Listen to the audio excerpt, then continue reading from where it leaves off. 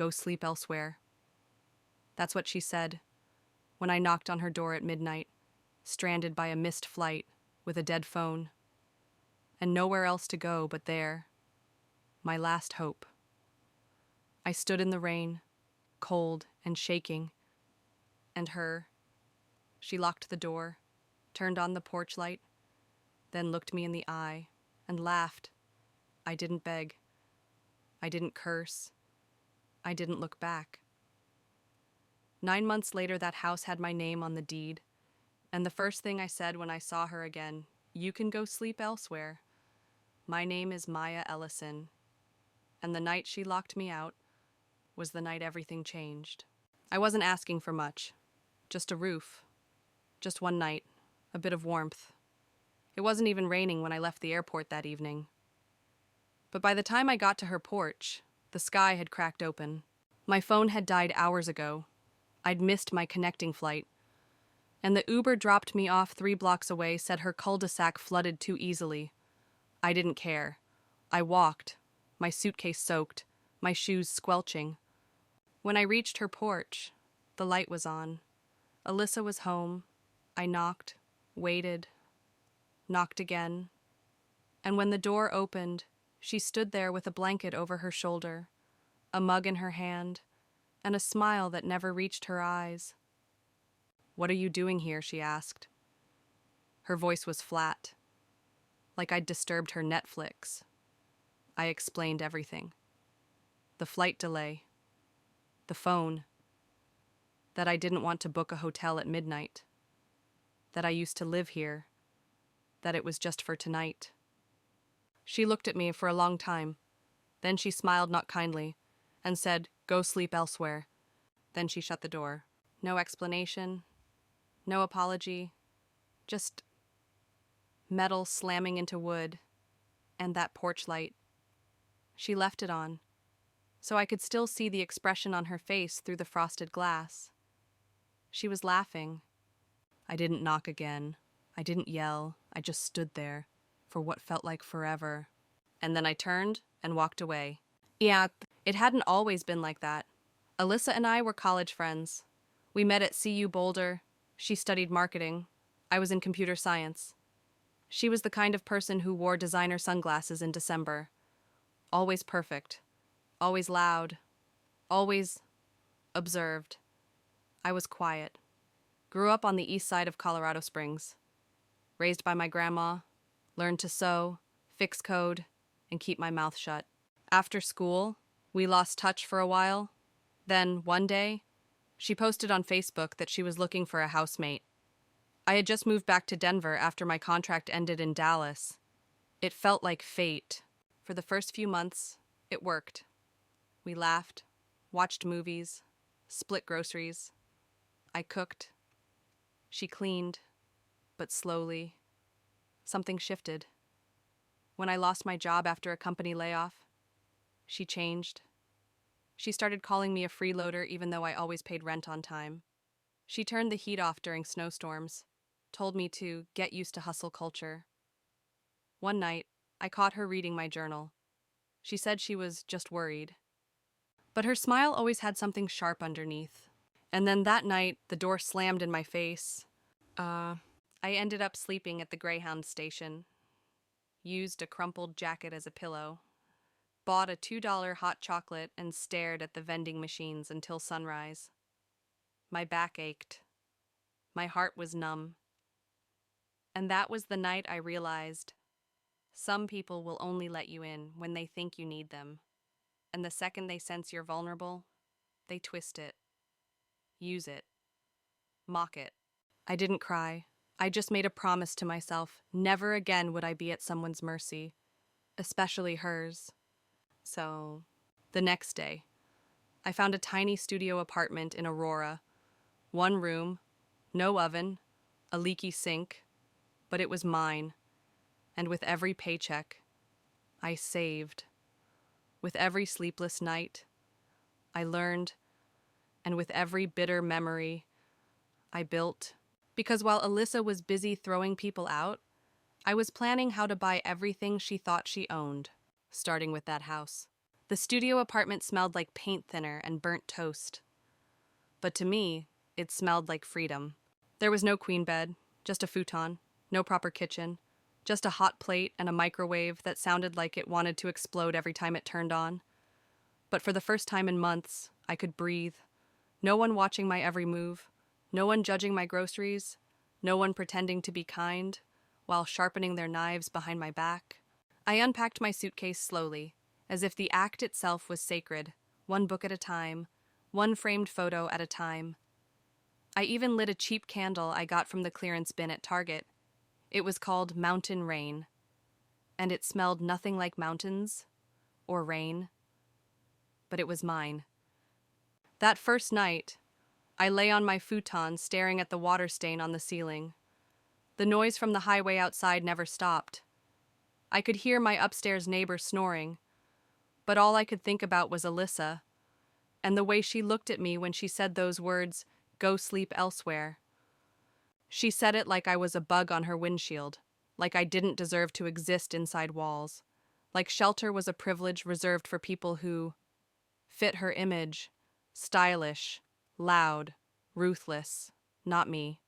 Not the quiet girl from Colorado Springs who once hemmed her curtains for free.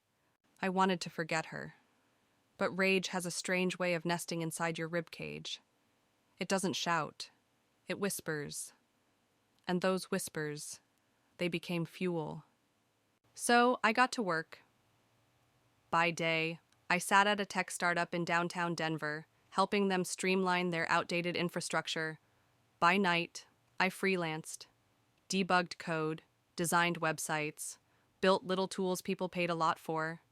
I took online courses, learned how to buy property through LLCs, read forums until 3 a.m. about hidden liens, foreclosure loopholes, and title transfers. While Alyssa was posting brunch selfies with Hustle Queen, I was actually hustling. And not just for money, for dignity, for power, for silence that didn't mean defeat but strategy. 2 months in, I started a side project, an app for women in transition. The name was simple: Elsewhere. It let women share safe housing options, legal tips, and community resources. I built it for people like me, people who had the door slammed in their face and had to build a door of their own. Within 3 months, Elsewhere had 1,000 users. 6 months in, a major nonprofit reached out. They offered funding, partnership, office space. I declined the office. I liked my noisy studio, but I accepted the rest. I took the funding, registered an LLC. And just like that, Maya Ellison went from the girl who got kicked out to the CEO who kept receipts. And I didn't even need to post about it, because real power doesn't need applause. It needs precision. One night in early spring, I was up late updating the app when I got a message. It was from an old college classmate. We hadn't spoken in years. But the message was short. Hey, is it true? Alyssa lost her house? I blinked, froze, typed back one word, what? And that's when the screenshots started pouring in. Alyssa's fiancé had dumped her. Apparently, he'd found out she used his credit card to buy a Louis Vuitton bag for another man. She got fired from her marketing job after a viral TikTok exposed she was reselling gifted PR packages, and her HOA had filed 2 warnings for code violations: peeling paint, uncut grass, broken gutters. Her once perfect house falling apart, like a curated illusion finally cracking at the seams. I didn't smile, didn't say, she deserves it. That would be too easy. What I did instead was check the county records, and sure enough, the house was up for pre-foreclosure. 2 missed mortgage payments, 1 certified lien, and a public auction date, set for June 5th. My heart didn't race. It slowed, because I had been preparing for this, quietly, relentlessly. Every dollar saved, every LLC formed, every line of code led here. I contacted a lawyer, moved funds from my business account into a real estate investment entity I'd set up months ago, filed the paperwork, and waited. Alyssa didn't know. She was too busy trying to save her image, posting throwbacks from Bali while the walls of her home literally crumbled. But I wasn't coming for revenge. I was coming for peace, ownership, and the quiet satisfaction of knowing.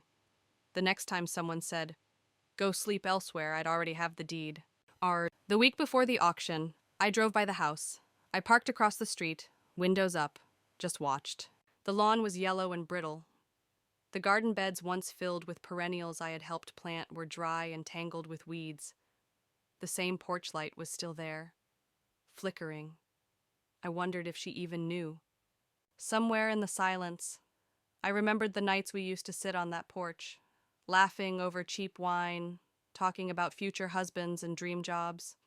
It felt like someone else's memory, a scene from a show I no longer watched. Because the girl who used to knock on that door, she was gone, and in her place stood a woman who had learned to build her own doors. On the morning of the auction, I wore a black blazer and kept my hair tied back. No drama, no headlines. I walked into the Jefferson County Courthouse like I belonged there, because I did. The room was half full. A few investors, one flipper, no sign of Alyssa. She probably didn't even know today was the day. The clerk read out the address, her address, and I raised my bidder number. There were a few counterbids, but I came prepared, with quiet confidence, and a cashier's check that said I am not the same girl you threw out. When the gavel fell, and the property was declared mine, I didn't smile. I didn't cheer. I just exhaled, like I'd been holding my breath for 9 months. The clerk handed me the certificate, and just like that, I owned it. The house where I was told I didn't belong now had my name on every legal line. Not because I shouted, but because I waited, planned, and struck when the moment was right. I didn't go back to the house right away. For a full week, I let the silence stretch. No announcement, no keys jingling in a new lock, no grand return, because I wanted it to settle. In paperwork, in law, in reality. She hadn't paid attention during the auction, hadn't even shown up. I wondered if she even knew it was over, that the walls she once guarded like a queen now bowed to a different crown. But fate doesn't wait forever.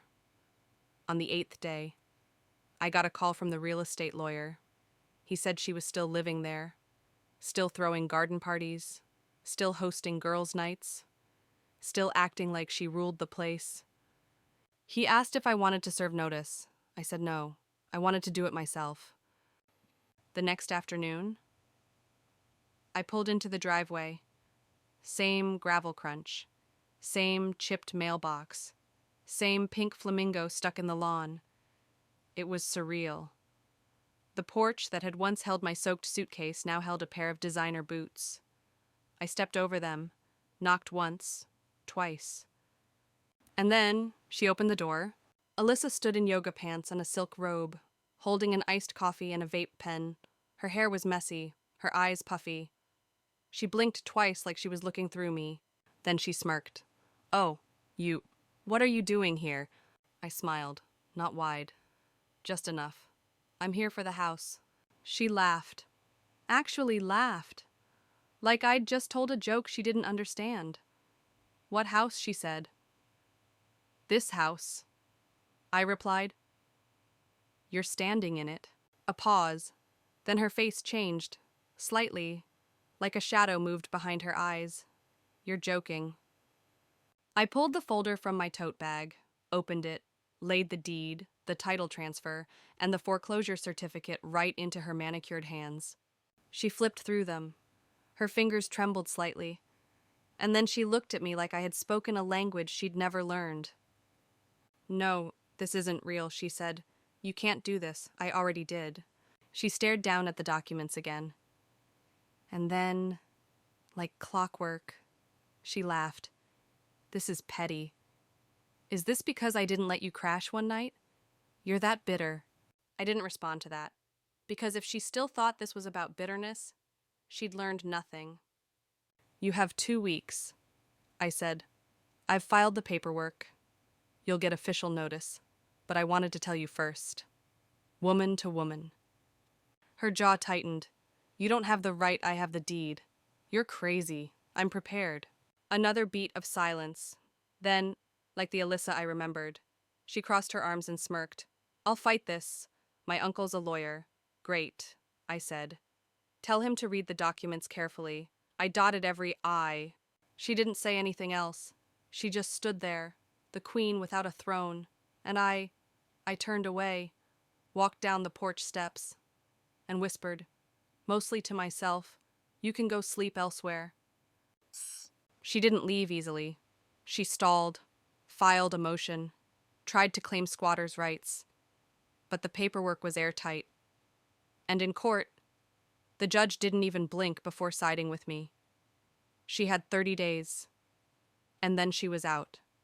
I didn't show up for the move, didn't need to. The house already felt mine. Long before she packed her last box, long before the truck pulled away. When I finally unlocked my door, the air inside felt different, like it had been holding its breath too, waiting for someone to treat it with care. I walked through each room slowly, the kitchen I once cleaned, the hallway I'd tiptoed through to avoid her wrath, the upstairs room where I had cried into my pillow the night she told me I didn't belong. Now every corner had a new name on it, mine. I didn't throw everything out.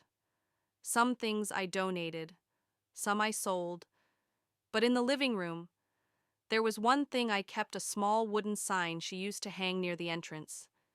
It said, "Bless this home." I turned it around, painted over it, and wrote something else: earned, not given. Because this time, no one handed me keys. No one welcomed me in. I broke no doors. I bought the house. With silence, with strategy, with every inch of dignity she tried to rip from me. And that, to me, was the real blessing. That night, I slept in the house for the first time.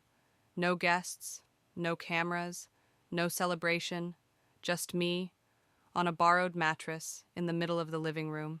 I didn't even turn the lights on. I just lay there in the dark, listening. The creaks in the floorboards, the faint hum of the fridge, the silence that, for once, wasn't heavy. It was peaceful.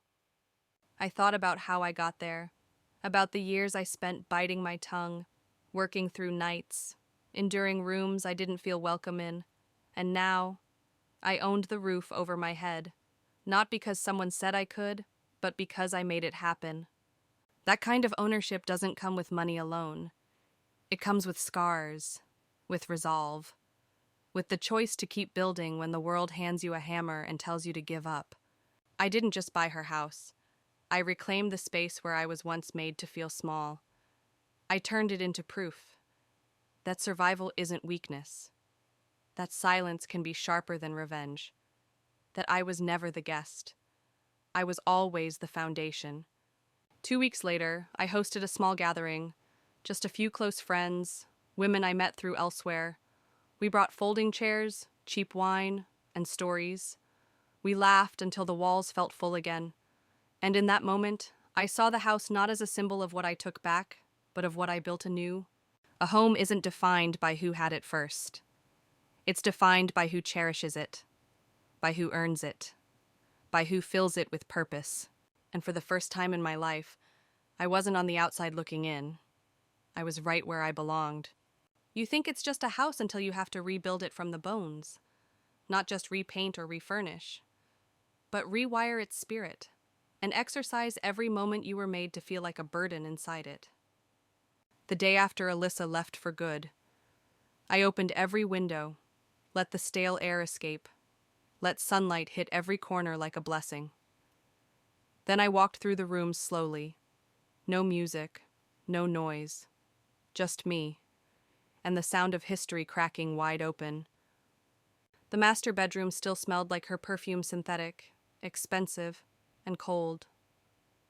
The closet had a few hangers left behind, empty, bent, like even they were tired of pretending to hold her image together. I didn't throw things in rage. I placed them down, one by one. I wanted the house to feel me making space, not for revenge, but for something softer, something earned. Over the next few weeks, I rolled up my sleeves and got to work. I painted every wall myself, not white, not beige, but deep, rich colors that made the space breathe again. Forest green in the living room, midnight blue in the hallway, and burnt amber in the kitchen like flame and earth had finally made peace. I replaced the light fixtures, tore up the fake marble she glued down in the bathroom, refinished the hardwood floors. It took weeks, and every night.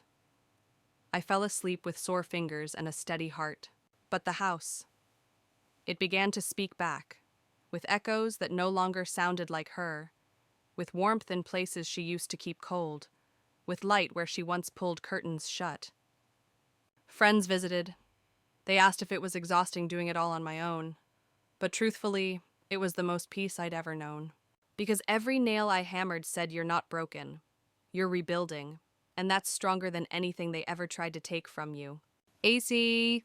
One afternoon, while sanding down the porch railing, I found a tiny carving hidden beneath chipped paint.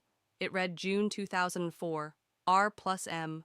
I traced it with my thumb, wondering who they were. A couple best friends. Siblings.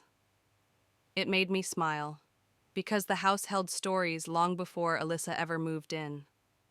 Long before she tried to rewrite the script. And now it would hold mine, every inch of it. So I added a new carving, right beside the old one. June 2025. Me, no initials shared. No romance implied. Just me. And it was enough. I replaced the porch light next. The same light that once shined on me in the rain. When she told me I didn't belong. This time, I installed a motion sensor. So it would shine not as a warning, but a welcome.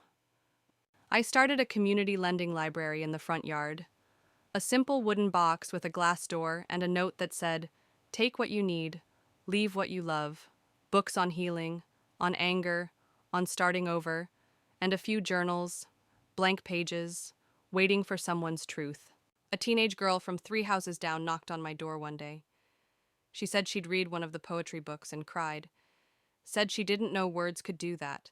I smiled, gave her a notebook, told her, "They can, especially yours." And just like that, the house became more than shelter. It became sanctuary, a place where voices mattered, where silence wasn't punishment, but peace. Why? A few weeks later, I got a letter in the mail. No return address. Inside was a single sheet of paper, typed, no signature, just 2 lines. "You won, but you'll always be small. Enjoy the bones." I didn't need a name. I knew the venom. It was Alyssa's final whisper. A parting shot from a throne long crumbled. I didn't respond, didn't rip it up. I folded the letter, slipped it into the very back of the library box, behind the heaviest book I could find, and on top of it, I placed a sticky note. Sometimes the ugliest things grow the most beautiful gardens. And I never heard from her again. Because she was right about one thing, I did enjoy the bones. I rebuilt from them, better, softer, stronger, and nothing she said could unmake what I made for myself. A home, not inherited, not gifted, but claimed, with purpose, with patience, and with every bit of quiet fire they once called weakness. A month later, Elsewhere hit 10,000 users. Our community became a lifeline for women leaving toxic homes, abusive roommates, controlling landlords.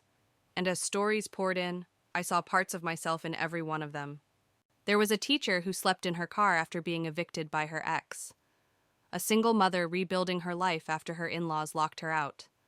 A college student who hid in libraries until a classmate offered her a couch. I began hosting quiet meetups. Not public, not loud. Just soft spaces in my home where women could sit, breathe, cry, plan. Where no one asked them to explain their worth. Where no one ever said, "Go sleep elsewhere." We lit candles together. We shared food. We wrote letters to our younger selves and burned them in the fire pit out back. It wasn't therapy, but it was healing. And I kept every piece of it close, because every voice that entered this house reclaimed a little of what the world tried to silence. And in that space, I wasn't just the girl who got kicked out. I was the host, the builder, the witness, and maybe, in some ways, the healer too. The healer. Sometimes I think about what would have happened if Alyssa had simply let me in that night. Would we still be friends? Would I still be living in her shadow, thinking I owed her maybe? But that didn't happen. And thank God it didn't. Because what came out of her rejection wasn't bitterness. It was blueprint for something far greater than a grudge, for a life built entirely on earned ground. And now, every time I turn the key in the front door, I smile, because this place is no longer the scene of my humiliation. It's the monument of my return. I used to think revenge needed fireworks. That justice came loud with shouting, slamming doors, and courtroom speeches. But the truth? Justice is quiet. It settles in the bones. It moves like breath through a house that now knows peace. It had been 6 months since I became the legal owner of the house. 6 months since the foreclosure, the eviction, the silence that followed. Not a single word from Alyssa. No lawsuits, no late-night texts, no let's talk.